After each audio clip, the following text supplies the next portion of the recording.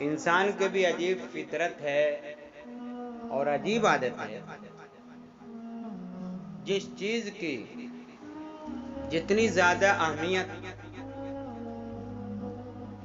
اس چیز سے اتنا ہی زیادہ لاپرواہی، بے توجہی اور اتنی زیادہ غفلت برت رہا ہے. یہ تو انسانی تقاضا ہے، اور عقل کے اعتبار سے بھی سوچا جائے تو بات سمجھ میں آتی ہے. اور یہ بالکل طے اور مسلم بات ہے کہ جو بھی انسان ہے ایک نہ ایک دن اس کو دنیا چھوڑ کر جانا ہے. اب اسی کے ساتھ ساتھ ایک ذہن میں سوال آتا ہے کہ جانے والا جاتا ہے تو روپیہ پیسہ بھی چھوڑتا ہے، زمین و جائیداد بھی چھوڑتا ہے، دکان مکان بھی چھوڑتا ہے.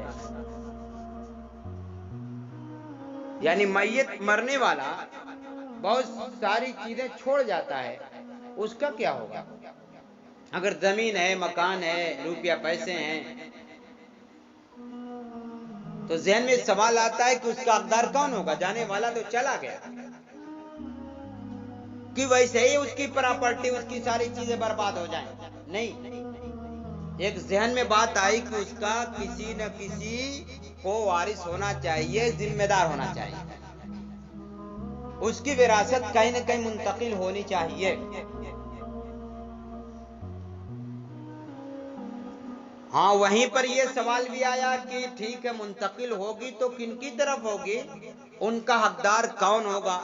یہ بھی ذہن میں بات آئی. اس کی جانکاری کے لیے، اس کے علم کے لیے جب تک اس کو سیکھا نہیں جائے گا، اس کو پڑھا نہیں جائے گا، اس کو سکھایا نہیں جائے گا، تب تک اس کی جانکاری نہیں ہو سکتی کس صورت میں کس کو کتنا حصہ ملے گا. بیٹا بیٹی کو کتنا حصہ ملے گا، کب اور کب برابر دیا جاتا ہے، کب کچھ لوگ محروم ہوتے ہیں، کب محروم نہیں ہوتے. پوری تفصیل کے لیے ظاہر سی بات ہے علم میراث کو، وراثت والے مسئلے کو جب تک سیکھا نہیں جائے گا تب تک کچھ حاصل نہیں ہو سکتا. اس کی اہمیت کو اللہ کے نبی علیہ الصلوۃ والسلام نے اپنی زبان مبارک سے بتائی، اور اللہ کے نبی صلی اللہ علیہ وسلم نے فرمایا تعلموا الفرائض والقرآن وعلموا الناس فإنی مقبوض، او کما قال علیہ الصلوۃ والسلام، کہ فرائض کو سیکھو اور قرآن کو بھی سیکھو، علم میراث کو، وراثت کے مسئلے کو سیکھو، پڑھو، سمجھو، اور قرآن کو بھی سیکھو، قرآن کے احکامات کو معلوم کرو. وعلموا الناس، اور سیکھ کر دوسروں کو بھی سکھاؤ کہ کس صورت میں کس کو کتنا حصہ ملے گا، کس کا کتنا حق ہوگا، کون کس میں حقدار ہوگا اور کتنی مقدار میں حقدار ہوگا. فإنی مقبوض، کیونکہ میں وفات پانے والا ہوں. میرے جانے کے بعد کون سکھائے گا تم کو علم میراث کو، وراثت کے مسئلے کو؟ کون سکھائے گا؟ اس لیے میرے رہتے ہوئے علم میراث کو سیکھ لو، مجھ سے معلوم کر لو، میں تمہیں سکھا رہا ہوں، اور سیکھنے کے بعد میرے بعد آنے والے لوگوں کو بھی سکھانا اور وہ ان کو سکھائیں. اس طرح علم میراث لوگوں میں جاری اور ساری ہو جائے گا. اور دوسری جگہ تو علم میراث کو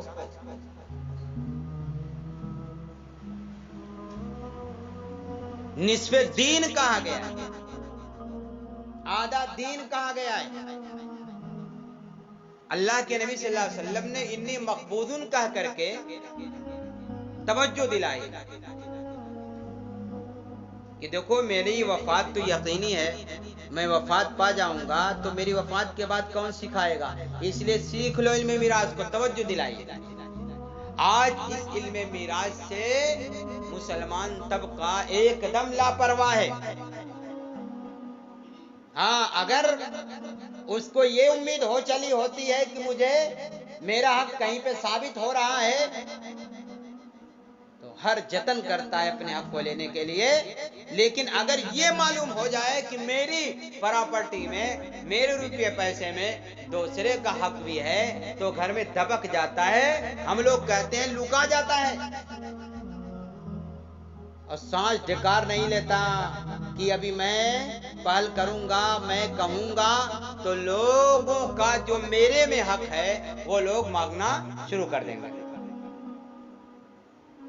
لیکن میں کہتا ہوں کیا چپ رہنے سے کیا دوسرے کا حق ثابت نہیں ہوگا؟ وہ تو قرآن حدیث سے اللہ تعالیٰ نے خود اپنی جانب سے اس حق کو ثابت کر دیا ہے۔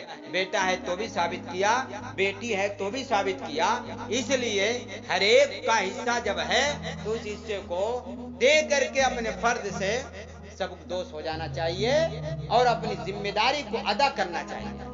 لیکن عجیب حال ہے کہ آج جتنا یہ عام مسئلہ ہے اتنا ہی زیادہ اس سے جہاں جاہل کوتاہی برت رہا ہے تو اس سے وہیں پر عالم بھی کوتاہی برت رہا ہے، جہاں پڑھا لکھا کوتاہی برت رہا ہے، بے پڑھا لکھا کوتاہی برت رہا ہے، وہیں پہ پڑھا لکھا بھی کوتاہی برت رہا ہے، جانکار بھی اور بے جانکار بھی، جو جانکار نہیں وہ بھی کوتاہی برت رہے ہیں۔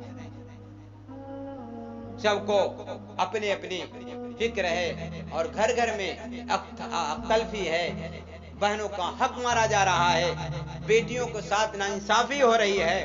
جب تقسیم کی بات آتی ہے وہی بھائی بہنوں کے لیے دینے کے لیے آمادہ نہیں ہوتا، ہمیشہ کے لیے اپنے رشتہ اخوت کو تار تار کر دیتا ہے اور بہن سے کہتا ہے کہ تیرے لینے سے یہ رشتہ بگڑے گا، تیرے لینے سے بات چیت ختم ہوگی، تیرے لینے سے شادی بیاہ کا معاملہ ختم ہوگا، تیرے لینے سے غمی خوشی ختم ہوگی، تیرے لینے سے ہمارا اور تمہارا کوئی لین دین نہیں ہوگا، ہاں گویا کہ ہم بھائی نہیں رہیں گے۔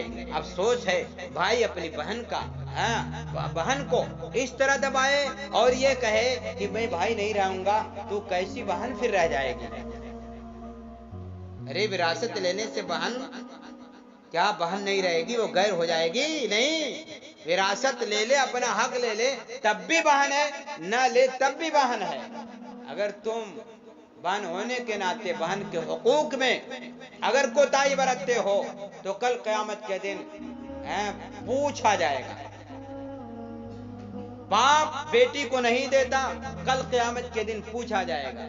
بھائی باپ دینا چاہتا، بھائی رولے اٹکاتا ہے اور رکاوٹ پیدا کرتا ہے کہ نہیں دیا جائے گا، تو کل قیامت کے دن اس بھائی کو بھی گرفتار کیا جائے گا، اللہ تعالیٰ اس بھائی کی بھی گرفت فرمائے گا، کرے گا، اور سخت اس پر پھٹکار ہوگی اور سخت وہ اللہ کے عذاب میں گرفتار ہوگا۔ اس لیے میں کہتا ہوں آج بہنوں کو، بیٹیوں کو اپنا حق مانگنا چاہیے، تاکہ معاشرے میں یہ جو خرابی آئی ہے کہ گھر گھر میں حق تلفی ہے، اس حق تلفی کو دور کیا جائے اور حق کی ادائیگی ہو سکے، تاکہ ماں باپ جو بیٹیوں کے حق کو نہیں دیتے وہ دینے پر آ جائیں، اور یہاں بیٹھ کر چوڑا کرنے میں بہن کا حق مارا جا رہا ہے، ہاں قاعدے سے لوم کی سیٹنگ میں حق مارا جا رہا ہے،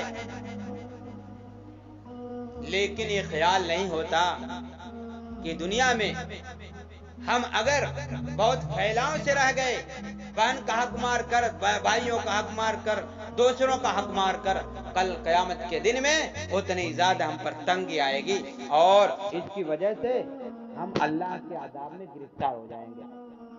اس لیے ضرور بھی ضرور یہ توجہ دینی چاہیے کہ کہیں سے ہم پر کسی دوسرے کا حق ثابت نہ ہونے پائے، بھلے ہی ہمارا حق دوسرے پر ثابت ہو، ہم دوسروں کے حق کو ادا کرنے والے ہوں اور اپنا جو حق دوسرے پر ہو رہا ہے اس حق کو اگر وقت آئے معاف کرنے والے بنے، ہاں لینے والے بنے، ہاں لیکن زیادتی کرنے والے کسی بھی اعتبار سے نہ بنے۔